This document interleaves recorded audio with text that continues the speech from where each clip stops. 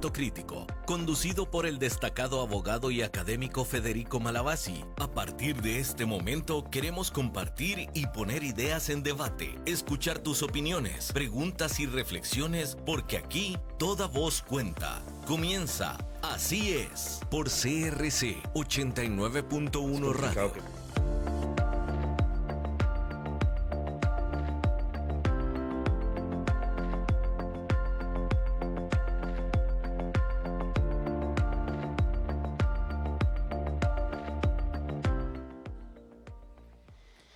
Muy buenas tardes, amigos de CRC 89.1. Estamos en vivo hoy 30 de marzo del año 2026 en el programa Así es. Soy su anfitrión, Federico Malavasi. En los controles tenemos a don David Guerrero y ya saben que a través del 9050 891 891 pueden hacer sus llamadas telefónicas. Hoy tenemos al señor ministro de Educación, don José Leonardo Sánchez, de invitado en este programa. Hay muchos asuntos que queremos hablar con el señor ministro de Educación. Lo primero es darle la bienvenida a don José Leonardo. Bienvenido al programa. Muchas gracias, don Federico, por la invitación para hablar de un tema que a todos nos compete, ¿verdad? Como es la educación. La educación es uno de los temas más propios del ser humano desde siempre, Pero lo primero que queremos plantear a nuestros oyentes es quién es el señor ministro de Educación, qué estudió, dónde vive, a qué se dedica cuando no es ministro. Bueno, yo vengo de UNACI, allá en Occidente. Todos los que somos de Palmares, Naranjo, Grecia, lugares, nacemos en San Ramón. Mi familia es de Palmares, de un distrito rural que se llama Candelaria, que es limítrofe con Atenas. Poco montañoso. La parte alta, ahí por Berlín. Por la parte alta, y si usted baja va a Atenas, y si baja va al centro de Palmares. Bueno, ahí en medio de los cafetales, ahí por ahí donde yo crecí. De cultura cafetalera. Sí, sí. ¿Y qué estudió, señor ministro? Y de ahí me fui a estudiar a la UCR Economía. Economía, y también me he especializado en temas de estadística, en temas de evaluación de proyectos, finanzas y esas cosas, ¿verdad? Muy bien, ese es el currículum, digamos, o la especialidad del señor ministro, que es parco para hablar de esas cuestiones. Tal vez no le gusta como alardear ni contar lo que ha hecho. El tema es que aparece en uno de los ministerios que llamamos nosotros ferreterías. ¿Por qué? Porque hay ministerios que son muy agradables de llevar y hay ministerios que son puros clavos, para hablarlo en lenguaje costarricense. El Ministerio de Seguridad va a tener el problema de que siempre hay atentados contra la salud y las cosas de las personas, y en el Ministerio de Educación, pues es posiblemente la administración más grande dentro de la administración pública, la centralización más grande, y se sabe desde hace muchos años que algunas cosas allí no funcionan. Mecanizada, por ejemplo, la antigua mecanizada. Desde tiempos de mi padre, pues había trazos con los cheques, con las tarjetas perforadas. Se fue mi padre allá, imagínense, en los años 70, y siguieron los problemas. Entonces decían que le había aflojado un tornillo a la computadora, que ni había en aquel tiempo. Y en la actualidad, pues se sabe que en la parte de informática, cuando hay sistema, pues mueven una acción de personal, pero no pueden volverla a reponer, y cuando la reponen, no pueden hacer las deducciones, y cuando hacen las deducciones se vienen de un solo tiro. Es una administración demasiado grande. ¿Cuál es la vocación para hacerse cargo de este ministerio tan espinoso, don José Leonardo?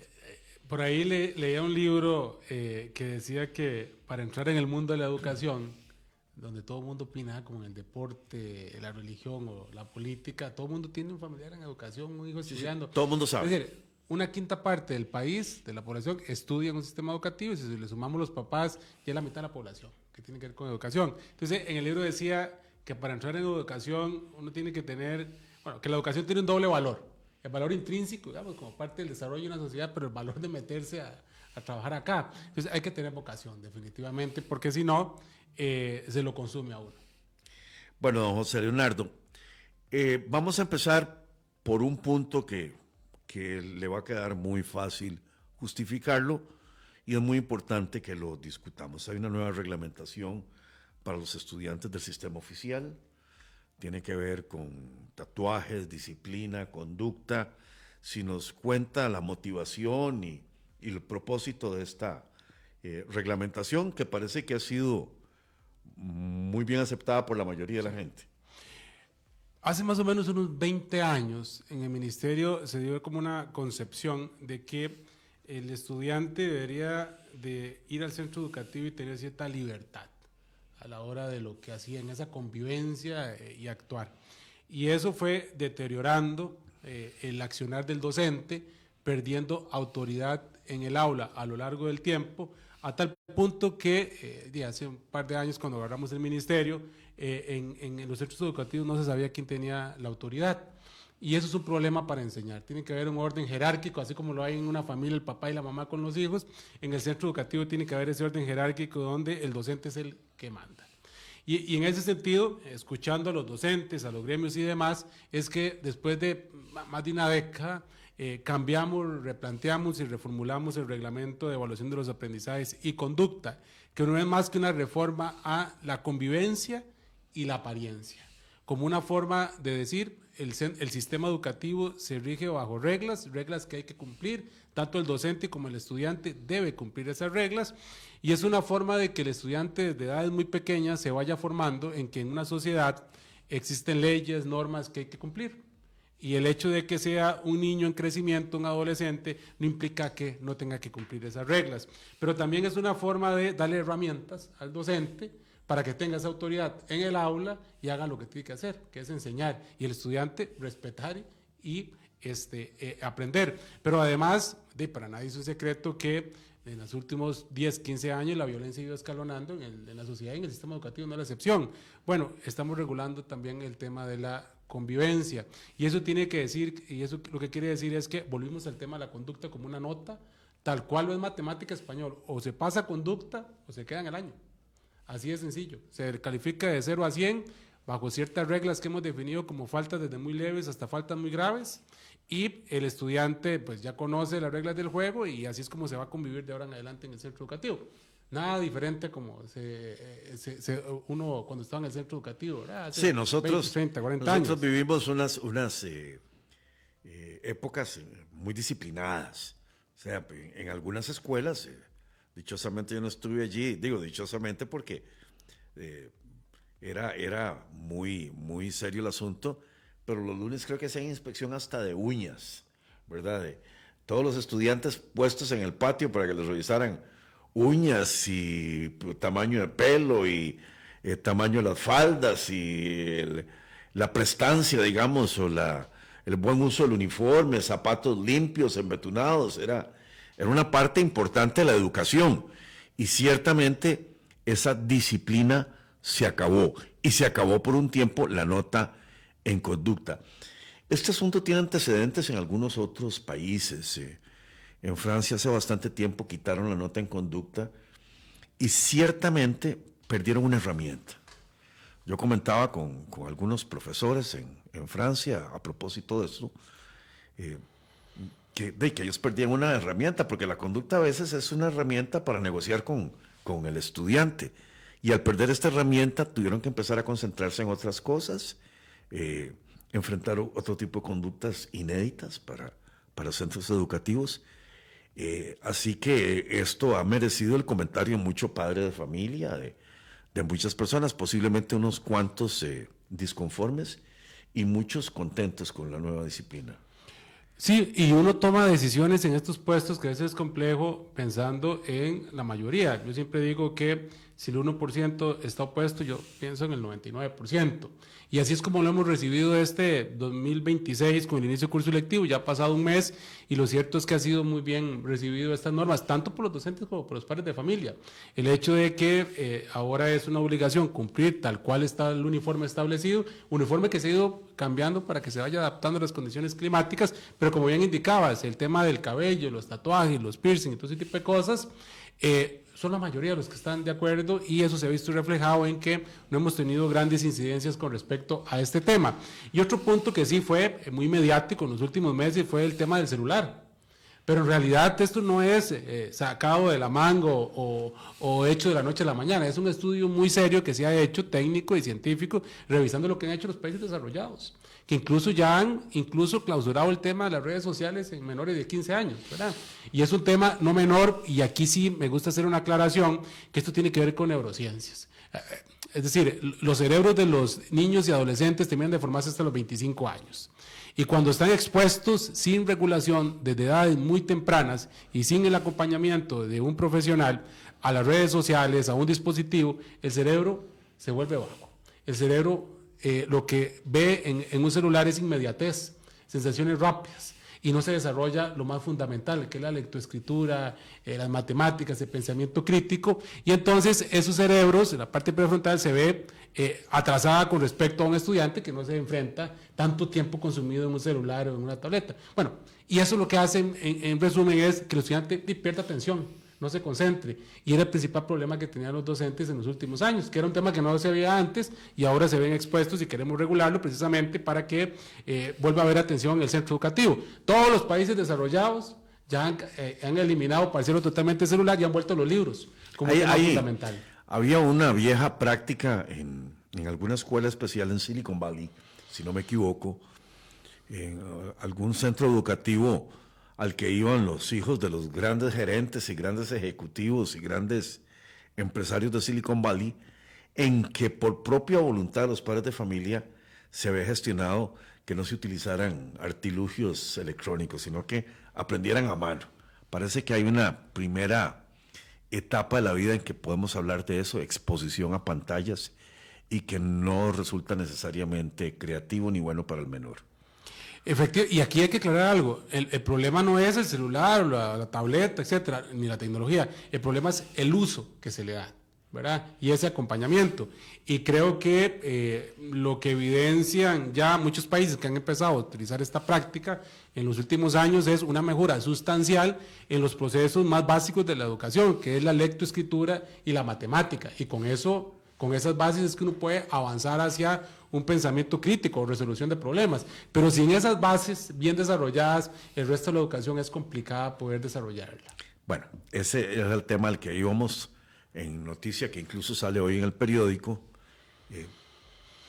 Tenemos la ventaja como posición suya de que reconoce que ha habido un rezago. Francamente no sabemos cuándo empezó ese rezago. Sabemos que se evidenció muchísimo con la pandemia. Creemos que se evidenció con la pandemia, no que se dio solo con la pandemia. Y ciertamente en las pruebas internacionales que se conocen como PISA, si uno dice pruebas PISA es redundante porque la P de PISA es de prueba, ¿verdad? Entonces, en las PISA o pruebas internacionales, resulta que este es uno de los aspectos más importantes, lectoescritura y matemáticas, considerados esenciales en la educación. Y el rezago está aceptado por el Ministerio de Educación, que es una ventaja aceptar de que hay una enfermedad, porque si uno no acepta que hay una enfermedad, pues no empieza una cura. Y parte de digamos, la paradoja o de la tristeza nacional es que nunca, como en el siglo XXI se había invertido tanto dinero en la educación pública, y parece que nunca se ha sentido que había tanto rezago. Sobre todo en la educación pública, que es la más democrática, la que llega a todos. Y al parecer el ministerio tiene algunas estrategias para enfrentar esto. Pareciera que el aspecto de la disciplina es una de las estrategias, y lo otro es concentrarse en estas dos cosas: lectoescritura, que es muy complejo, no es solo leer y escribir, sino la comprensión de lectura, que es posiblemente el resultado más importante, no solo para el pensamiento crítico, sino para el pensamiento abstracto, que es, digamos, muy saboteado precisamente por la exposición a las pantallas. Al ver todo en pantalla, no recurrimos a la representación y a la abstracción. Y el pensamiento matemático, que es fundamental para lo que se llaman luego carreras STEM o para el desarrollo científico y tecnológico de un país. ¿Cuál va a ser la estrategia para caminar por esas rutas de lectoescritura y pensamiento matemático? Sí, y volviendo un poquito atrás, uno se puede ver tentado a decir que este rezago en lectoescritura y matemáticas se dio a partir de las huelgas de la pandemia. Como usted bien lo indica, no, en realidad eso lo reflejó, lo expuso y demás, que además pasó en muchos países del mundo, ¿verdad? Pero en realidad esto viene desde el año 2009, que la primera vez que se aplica PISA y de ahí en adelante uno empieza a monitorear, vamos cayendo en esas habilidades que mide PISA, que es lectoescritura, matemática, pensamiento crítico y resolución de problemas. Y bueno, a la luz de esto, en el año 2022 se hizo un plan de recuperación, de nivelación de los aprendizajes que iba focalizado a matemáticas y español. Sin embargo, pasados estos 2, 3 años nos hemos dado cuenta que no es suficiente con tener un plan de recuperación de los aprendizajes y había que entrar con 2 cosas que yo llamo, una es la tecnología. La inteligencia artificial creo que nos ha apoyado mucho en este año y medio con esos aceleradores de aprendizaje que llamamos en lectoescritura y en matemáticas. Es decir, es como acuerpar al docente con una herramienta, no tener que contratar varios docentes para un mismo tema, sino que con la tecnología uno puede ir avanzando y eso lo hemos visto mucho en este año. Y el otro tema es, definitivamente tuvimos que volver a los libros. Gracias a fundaciones y la alianza público-privada, que creo yo que es fundamental acá, tenemos una estrategia de volver a la escritura con libros que incentivan a los estudiantes desde la escuela a hacer cuentos y a escribir y a escribir y a escribir y a leer. Hemos tenido un éxito enorme, ya llevamos miles de centros educativos donde el tema del desarrollo de la escritura a través de estrategias como Mi Cuento Fantástico o una serie de apps para desarrollar matemáticas y español han sido muy exitosos. Muy exitoso, principalmente en zonas rurales y en escuelas unidocentes, que para el que no sabe son el 35% de nuestras escuelas, que es muy difícil llegar con un docente. Con ayuda, por ejemplo, del BID, Banco Interamericano de Desarrollo, nos ayudó con una estrategia para contratar docentes que estaban por graduarse. Esos docentes se colocan en los centros educativos con mayor rezago para que tengan una atención personalizada. Y entonces estamos en realidad abriendo varios frentes para poder abordar el tema del rezago, no simplemente con un plan de nivelación, sino haciendo uso pues, de la tecnología de la inteligencia artificial y del acompañamiento de esos docentes que están por graduarse para que nos apoyen con una estrategia personalizada. Porque lo cierto es que el rezago es tal que necesitamos casi que de un acompañamiento personalizado por estudiante. Y adicionalmente, algo que se había perdido desde hace más de 7 años, era la famosa prueba de escritura. Esa prueba de escritura que nos permitía medir en qué estado estaba el estudiante en cuanto a algo fundamental, que es la escritura. Se ha perdido. Y el año pasado hicimos un piloto y este año vamos de lleno con esa prueba, porque lo que no se mide es muy difícil poder mejorarlo. Entonces, ese es un cambio radical que también ha generado mucha expectativa en los padres de familia, que es el regreso de la prueba de escritura. Todo ese tipo de elementos que se habían dejado o se habían perdido, los estamos volviendo a poner sobre la mesa, porque creemos que el tema del rezago no se enfrenta desde un punto de vista de diferentes partes, y el involucramiento del sector privado es fundamental. Bueno, en tiempos en que uno era chiquitillo, había cosas que funcionaban distinto. Los padres de familia estaban más involucrados en las mejoras de la escuela. El padre de familia era un socio del educador. Cuando algunos de nosotros le decían que iban a llamar a la casa, era el temblor, ¿verdad? Porque el padre de familia era incondicional del maestro. Estamos en un tiempo diferente. Sabemos de padres de familia que han perseguido a maestros y a maestras hasta con cuchillos, exigiendo una mejor nota para sus hijos o exigiendo mejor trato, o que sin necesidad exigen adecuaciones curriculares sencillamente para que sus hijos aprueben los cursos, o incluso aula diferenciada para que sus hijos aprueben las cosas aunque no aprendan. ¿Cómo lidiar con esa nueva generación de padres o más alcahuetas o menos exigentes o que quieren nada más credenciales? Bueno, ese es un tema que no es menor y es una realidad. Muchos padres de familia han visto en el sistema educativo una red de cuidado. Es decir, que quiere que además de educar a los estudiantes, que se los cuiden, y ese es un problema. Y otro problema ha sido el enfoque de hacer política pública educativa pensando en la promoción. Es decir, el ministro que se sienta en esa silla diga, no, las decisiones que va a tomar va a ser siendo en aumentar la promoción, es decir, que cada vez más estudiantes pasan. Por eso se creó la estrategia del rezago. No importa que te quedes, se puede llevar materias de un año, nosotros eliminamos eso. Creemos que, y entramos con una macroevaluación nueva, son pruebas nuevas. pruebas que realmente van a medir lo que sabe el estudiante, porque si no es así, muy difícilmente voy a conocer el problema para buscar una solución. Y aquí no está en el medio el tema de la promoción. Para mí no es compatible el tema de quiero que todos pasen con una prueba que mida de verdad.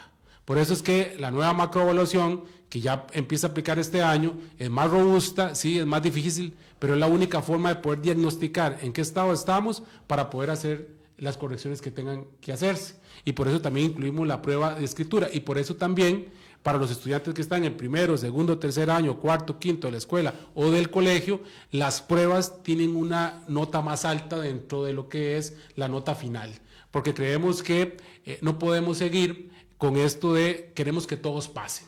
Y no importa si pasa, puede seguir arrastrando materias o adelantando materias. Y eso ha creado un caos total para el docente, porque en una misma aula confluyen estudiantes de todas edades que no se sabe qué saben, etc. Entonces, para poder enfrentar esto, tuvimos que hacer un alto y decir, no, necesitamos medir muy bien lo que sabe el estudiante para poder certificarle al país que el estudiante que está saliendo de primaria y secundaria realmente sepa lo que dice el currículo.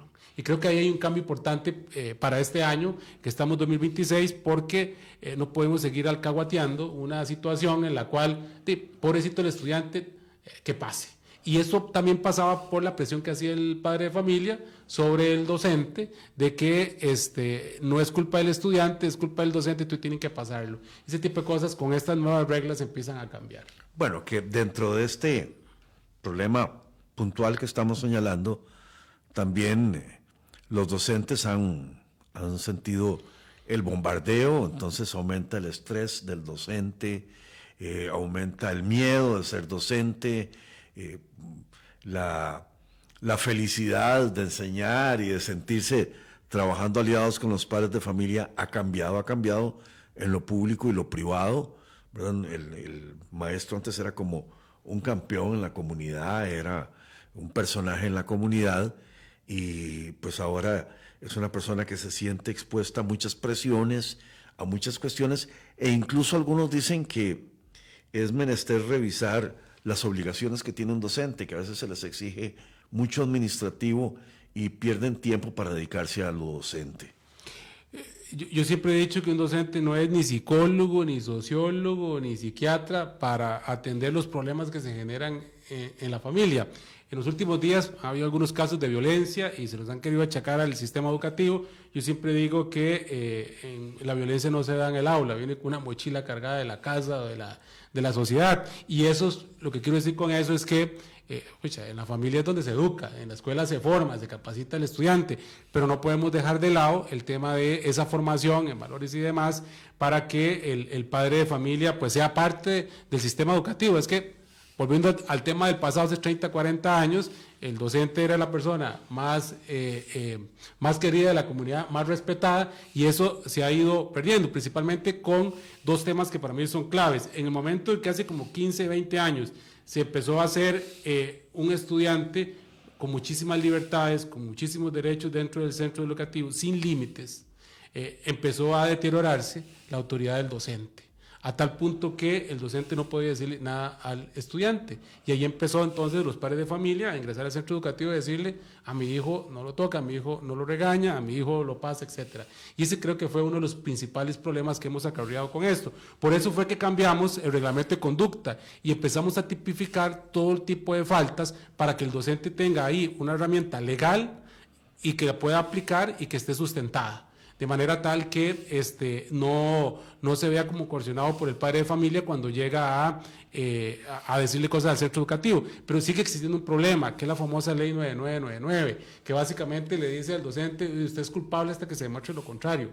Y es un tipo de ley que estamos revisando para, pues, no eliminarla, pero sino adaptarla y transformarla para que sea aplicable en el centro educativo y no sea una persecución contra el docente. Yo difícilmente creo que un docente puede ir a dar clases a un centro educativo con miedo. Sí. Y eso es lo que tiene. Sí. Así como yo digo que el centro educativo debe ser, después del hogar, el segundo zona segura de un estudiante, también debe hacerlo para un docente. Debe ser feísimo ir a trabajar con miedo. Y eso es lo que sienten ahorita muchos docentes, que con esa ley se ha reforzado aún más ese problema. Y es lo que estamos revisando para ver si damos un giro de manera tal que haya un equilibrio Tiene que haber un equilibrio donde el docente sea respetado, sea una autoridad, sin que eso implique o limite los derechos del estudiante. Pero tiene que haber un equilibrio, y ese equilibrio se perdió. ¿Y ha habido amparos contra la nueva reglamentación o no? Hasta el momento va invicta. No, esa ley ha tenido un montón de amparos precisamente en el marco de esas injusticias que se generan, porque tan fácil como que un padre de familia o un estudiante diga, el docente me agredió, me gritó cualquier cosa, y mientras que se hace ese proceso de investigación, se aparta al docente. No, digo, con la nueva reglamentación de disciplina y conducta. No han existido hasta el momento amparos o reclamos. De hecho, nos ha metido un salacuartazo diciendo que un estudiante se quejaba por el tema de la apariencia, etcétera, y la Sala Cuarta dijo, eso no viola ningún derecho de los estudiantes, y por tanto si continuamos con esa reglamentación. Bien, dentro del tema de la lectoescritura, es obvio que se ha perdido la costumbre de leer en nuestro país, la costumbre de tener libros. Se nos ha dicho que algunas cuestiones han migrado a tablets o libros en internet. Pero lo cierto es que los estudiantes, incluso uno lo puede medir en la universidad, ya no tienen la cultura de leer de antes. ¿Qué estrategias hay directas para que la gente vuelva a leer, para que, si es del caso, incluso se enamore del papel, del olor a tinta de los libros, o de chinear un libro, de subrayarlo, de tener algo que era muy, muy querido de la costumbre costarricense? Las bibliotecas en las escuelas, las bibliotecas en los colegios, incluso las bibliotecas de las universidades, que a pesar de todas las facilidades que dan las universidades, ya no son tan visitadas como antes. Yo sé que hay libro electrónico, sé que ahora hay muchos índices y depósitos de lecturas especializadas que se pueden encontrar en internet, pero no es cierto que la gente esté leyendo como antes. Sí, no es cierto. Creo que la tecnología, y de nuevo, mal acompañada, ha generado ese problema de que el estudiante no desarrolla esa competencia lectora, porque pues una tableta o un celular le permite la inmediatez y lo que es ver y escuchar. No escribe, ni analiza, ni tiene pensamiento crítico. Por eso hemos vuelto al tema de los libros y de las bibliotecas. Y muchas ONG nos están ayudando con estrategias como esta que le contaba, Mi Cuento Fantástico, donde ponemos a escribir a los estudiantes. Es un libro muy interesante donde cada semana va a escribir un cuento con una frase motivadora que ha sido exitosa en otros países como Chile. Pero además en la Asamblea Legislativa, espero que se apruebe muy pronto, hay un proyecto de ley que son $350 millones con el Banco Mundial, el BID, dentro de los cuales una tercera parte va destinada a la compra de libros en físico, que son los famosos libros como cuando uno estudiaba en la universidad, que para cada materia tenía un libro cuando estudiaba en la escuela y el colegio, y la idea es que esos libros permitan nuevamente volver a la escritura, independientemente de la materia, si es español, matemática o ciencias, como una forma de promover nuevamente la lectura y la escritura. Es una inversión bastante grande que vamos a hacer para que cada aula esté dotada de libros y cuadernos que promuevan nuevamente la escritura, como lo están haciendo todos los países europeos que volvieron a los libros. Y a los dictados, a los dictados también. Y a los dictados también.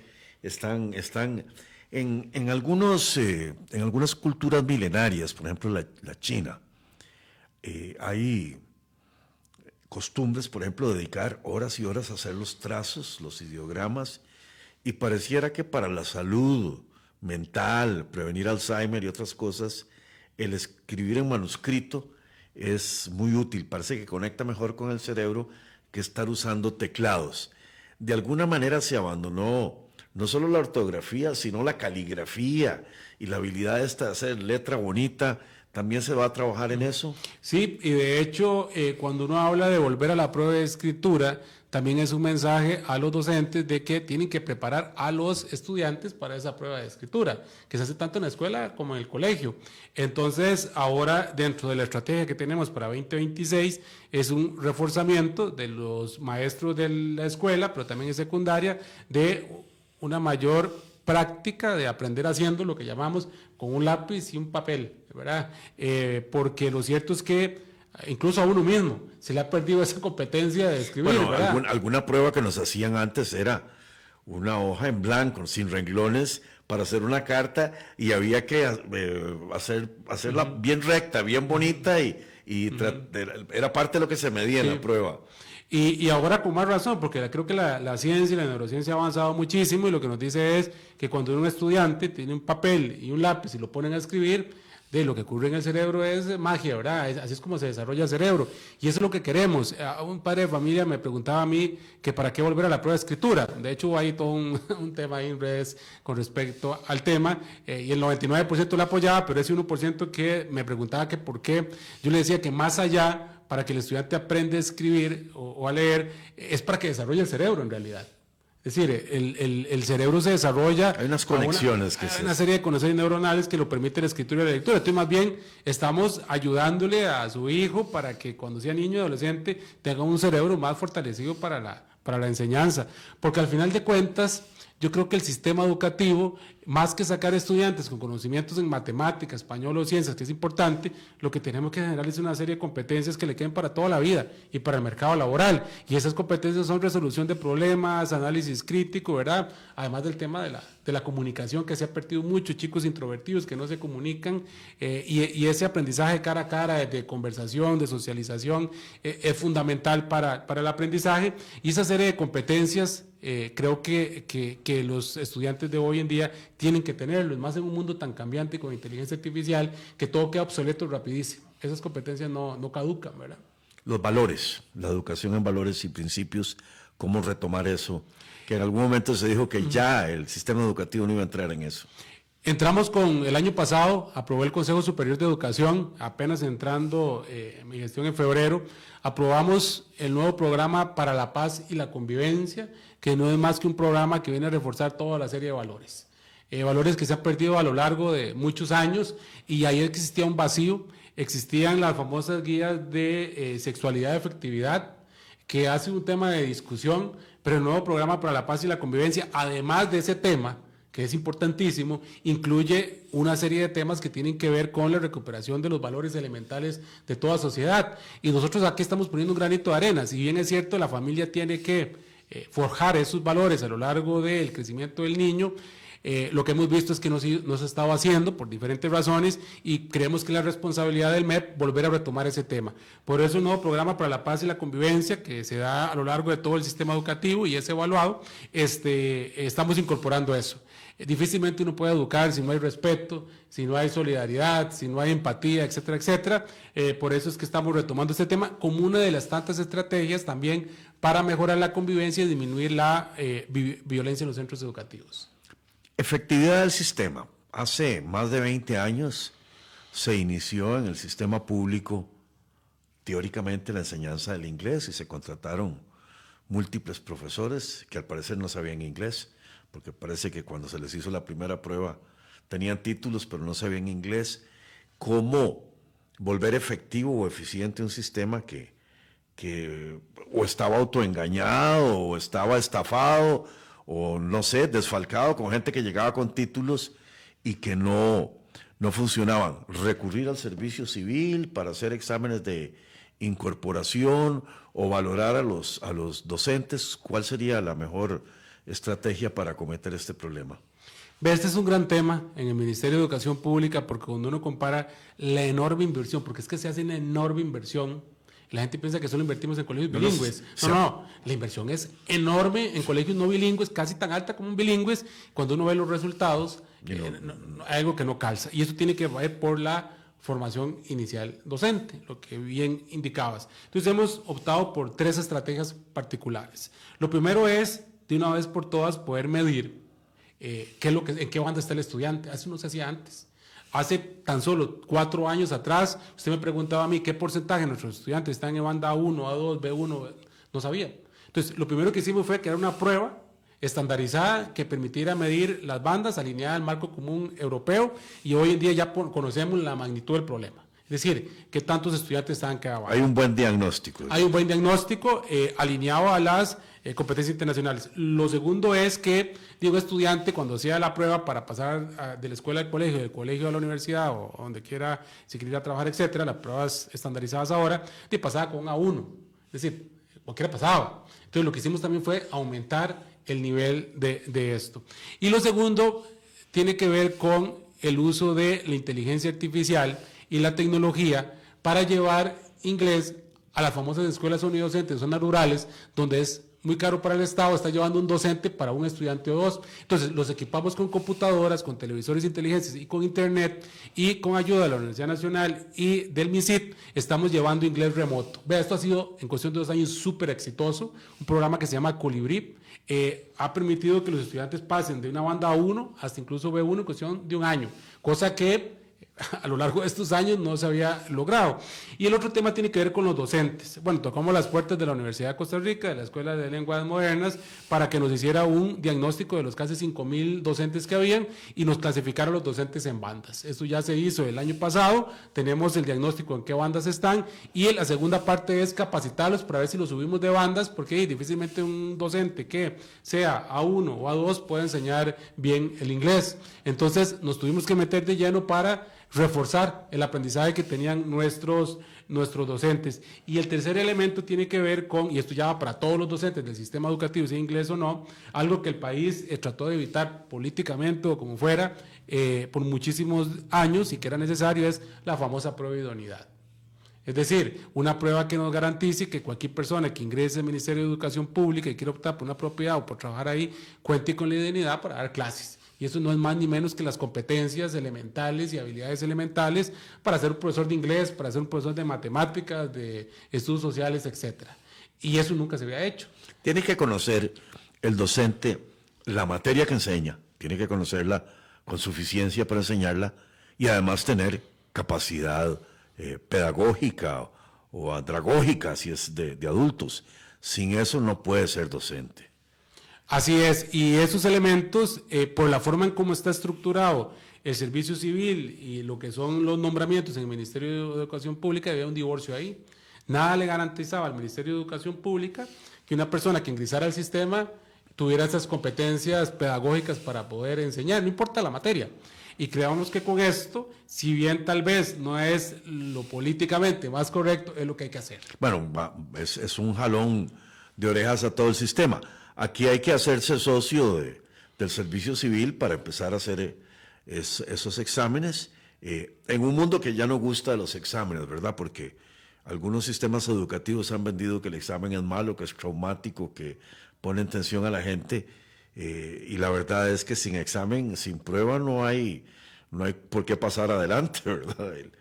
Por eso para nosotros es tan importante, ahora que vuelvo a tocar el tema de la macroevaluación, lo que llamamos antes pruebas de bachillerato, luego pruebas FARO, luego pruebas estandarizadas. Yo siempre digo a la gente que una prueba tiene que ser científica y estadísticamente muy robusta, porque yo tengo que certificarle como Ministerio de Educación al país, a las universidades, al mercado laboral, que ese estudiante sabe. Una prueba es que tengo que certificar eso. Y lo otro es que la prueba tiene que servirme para generar información para la mejora continua. Por eso es que hay que hacer las pruebas.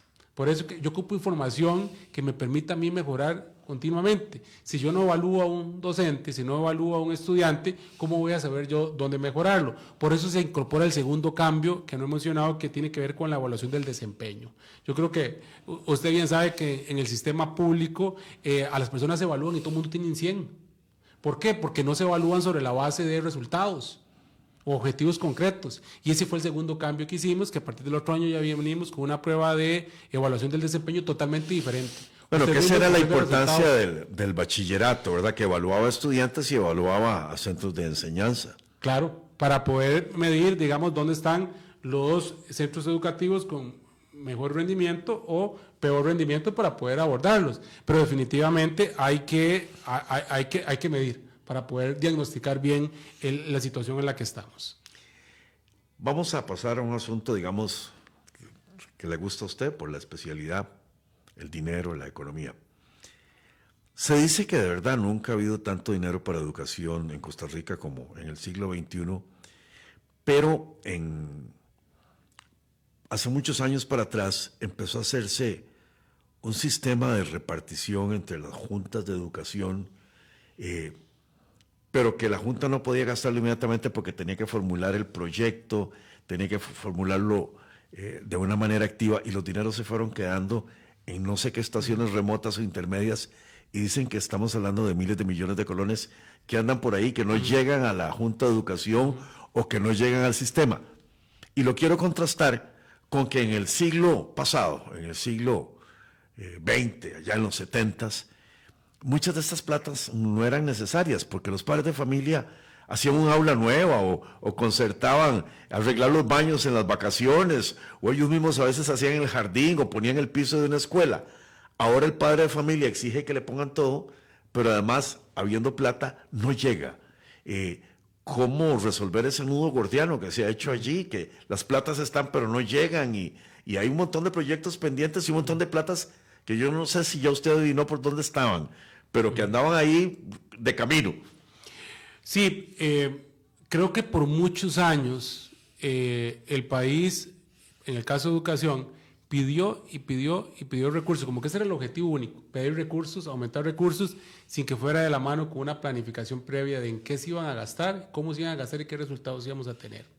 Tanto es así, por ejemplo, que el año donde se dice que alcanzamos el pico más alto con respecto al PIB, que luego podemos hablar de eso, fue por ahí del 2017, se alcanzó un 7% del PIB. Ese año fue el que se subejecutó más, y si usted ve hacia atrás y hacia adelante, existe una correlación entre más plata pido, más subejecuto, porque las dinámicas de ejecución del MEP no necesariamente son anuales. Entonces agarramos estos recursos, pedíamos al Estado 2 billones de colones y dejábamos de ejecutar 200.000. Entonces era como un engaño. Sí, ese año se pedía más recursos, pero se ejecutaba proporcionalmente más. Y eso tiene que ver porque precisamente no se tenía bien planificado cómo se iban a ejecutar. Muchos de esos recursos fueron a las juntas de educación sin un diseño, sin un programa de inversión, sin tan siquiera identificar si tenía una propiedad o no para poder invertir en una escuela, mucho menos hablar de qué tipo de escuela queríamos. Y para que tenga una idea, en el año 2023 ya más o menos sumaba solo en infraestructura cerca de 110.000 millones de colones, más de 222 millones de dólares en caja única del Estado. Ahí estacionados. En las cuentas de la Junta estacionados, porque lo que hacíamos, pedir plata, se lo tirábamos a la Junta y abandonábamos en qué íbamos a invertir en la Junta, cuál era el proyecto asociado a eso. Lo mismo pasaba con comedores y transporte y mantenimiento. Entonces, creamos un sistema en el año 2022-2023 para que las juntas de educación, algo elemental era, nos fueran reportando mes a mes cómo iban gastando los recursos y los certificaran con un contador. Entonces, ¿qué pasaba cuando iba acumulando recursos? No se le deposita más hasta que esos recursos los ejecute. Y así fuimos redistribuyendo recursos para otras necesidades que tiene el Ministerio de Educación Pública, sean tecnología o más infraestructura en otro tipo. Con el caso de la infraestructura, lo que paramos fue y cerramos el tubo y dijimos, tenemos casi 100 ingenieros y arquitectos en la dirección de infraestructura, concéntrense en lugar de llevar 100 proyectos cada ingeniero, concéntrense en llevar 3, 4 proyectos, como que si fueran el sector privado, y saquemos esos proyectos. Gracias a esa estrategia hemos logrado en los últimos 3 años construir cerca de 1,000 centros educativos. Sin embargo, el desafío en infraestructura es tan grande que seguimos teniendo 800 órdenes sanitarias. Pero el tema es que acumulábamos recursos y no habían proyectos asociados. Eso es algo que yo no entiendo. La mayor parte de estas órdenes sanitarias son gestionadas o por los propios educadores o por los propios padres de familia. Y el resultado inmediato no es que se arregle el problema, sino que se cierre la escuela. Eso lo gestionan como una medida de presión de que le depositen plata al centro educativo. Y no necesariamente en el corto plazo es sinónimo de que la orden sanitaria desaparezca, ¿verdad? Porque, volvemos al mismo tema, si no hay una planificación de cómo se va a intervenir esa orden sanitaria, los recursos quedan ahí encajados. Entonces, lo que hemos estado haciendo es, si asignan recursos siempre y cuando ya existe un proyecto maduro, es decir, para que la plata se ejecute. Que sea ejecutable. Que sea ejecutable. Y así es como hemos disminuido como en un 25% las órdenes sanitarias, pero es que el rezago de tantas décadas es tan grande que necesitaríamos a este ritmo 4 o 5 años con esta inversión para poder disminuir considerablemente las órdenes sanitarias. Pero algo que parece ridículo, pero está ahí, y es que en el MEP no existía una partida presupuestaria para mantenimiento. No existía. Entonces, centro educativo que se construía nuevo, era cuestión de 5 días que el padre de familia ya estaba presionando para que le pusieran una orden sanitaria, porque se caía una canoa, una pared, etcétera. La luz. Entonces, el año pasado generamos una nueva línea presupuestaria que se llama de mantenimiento, precisamente para evitar ese tipo de cosas. Importante mencionar que el 90% de las órdenes sanitarias son menores. Es decir, es una canoa, es un baño que está mal, mal, o hasta una cocinera que no tiene el gorro, porque no tiene que ver ni con infraestructura muchas veces. Muy bien, nos ha entrado una llamada. Muy buenas tardes. Buenas tardes, don Federico. Adelante, por favor. Y un saludo al señor ministro de Educación. Lo felicito por este programa, además. Muchas gracias. ¿Con quién hablamos? Perdón. Soy Carlos Quiroz de Desamparados. Mucho gusto, don Carlos. Adelante. Gracias. Un saludo para todas las personas que están escuchando el programa. Me parece que este asunto de la infraestructura de nuestra alicaída educación pública es fundamental en el sentido de lo que este país requiere en este momento, que era entrarle a toda una revisión de nuestra educación en estos tiempos. Hay otro aspecto ahí que está afectando mucho a nuestros centros educativos públicos, sobre todo, es la delincuencia. Ha estado golpeando a muchos centros desde hace varios años. Aquí en el área metropolitana, en el Valle Central, en el resto del país. Y este asunto de la infraestructura, ahí ha faltado una supervisión, ciertamente. Vea, yo pienso, señor ministro, que aparte de que este país deberían de haber entrado a una reforma educativa integral, y eso es un asunto, un tema en el cual no debe existir ninguna diferencia política, ni de cualquier tipo, intereses sindicales, ni nada de eso. Yo creo que la educación que este país debería de tener en este tiempo es una formación que incluya la creatividad, la inventiva, el emprendedurismo en los jóvenes, que salgan de la educación con una mente emprendedora y no de empleados, acompañada a la vez de valores, de una reinvención en los valores, en la práctica del deporte también, la cultura física. Eso se promueve mucho, sobre todo en Europa. Muchos aspectos, como allá en países europeos hay una materia que es acerca del manejo del hogar. Y ahí incluyen a los dos, tanto a los varones como a las mujeres. El hombre tiene que aprender a cocinar, a muchas cosas. Eso forma parte de la vida, del saber vivir para el ser humano, para el ciudadano. Todos esos aspectos. Dice el filósofo holandés Rob Riemann, la crisis de la civilización occidental radica en la caída de los niveles de la educación. Y por ahí eso es lo que ha afectado mucho a las democracias modernas. Y entonces, en ese aspecto, yo creo que este ministro de Educación está haciendo una excelente labor y lo felicito. Muchas gracias por su llamada. Muchas gracias. Bueno, un oyente allí hace un menú de cosas que considera importantes. Sí, quisiera subrayar de la llamada del señor Quiroz el tema que yo llamaría el nuevo currículo. Hay cosas que antes no había que aprender y que ahora sí hay que aprender. Desde la educación vial, digamos, ¿verdad? Que es esencial para salvar vidas, protocolos de informática, temas empresariales y financieros, que son como nuevas materias. Estábamos con la parte del dinero, y dentro de la parte del dinero hay una parte que es fundamental, que se discute en los otros días, y es que, en estos días, que le ha correspondido a usted formar parte de la comisión que discute con las universidades públicas el tema del FES. El FES es el Fondo para la Educación Superior, que es un situado constitucional que establece un porcentaje y que a veces es duro de recoger y duro de enviar a las universidades públicas, y ahí tienen que negociarlo todos los años, pero además no está establecido en la Constitución cómo se distribuye, y ese es otro objeto de estas sesiones, y es un punto importante para que usted nos cuente cómo anda eso y cómo se siente por ahí. Bueno, este ya es el cuarto año que negociamos el FES, alguna experiencia hemos acumulado a lo largo de estos años, y yo siempre digo que la discusión del FES, que algunos la han querido llevar a esa estancia, no es ni cuánto dinero adicional va a haber, que es lo que se ha querido pensar, o si las universidades son importantes o no. Yo creo que eso no está en discusión. Lo que siempre hemos querido posicionar es en qué se invierte cada recurso de los impuestos de los costarricenses.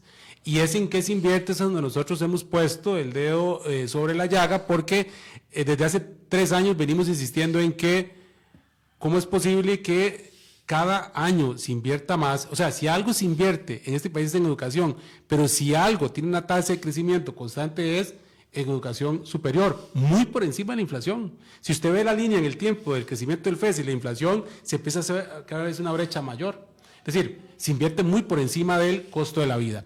Pero esa inversión hemos identificado que no necesariamente implica más inversión en becas para estudiantes en condición de pobreza y por tanto más incorporación de estudiantes en condición de pobreza, ni mayor cantidad proporcional de carreras STEM, ¿verdad?, que es lo que demanda el mercado laboral, ni tampoco mayor inversión en los territorios, que es donde las universidades tienen sus sedes, para que estudiantes que ingresen a esas sedes no tengan que venir a San José, o como usted bien lo indica, una mejor distribución del FES, que está de más decir que tiene décadas de que eso no se mueve, donde la Universidad de Costa Rica se deja el 50%.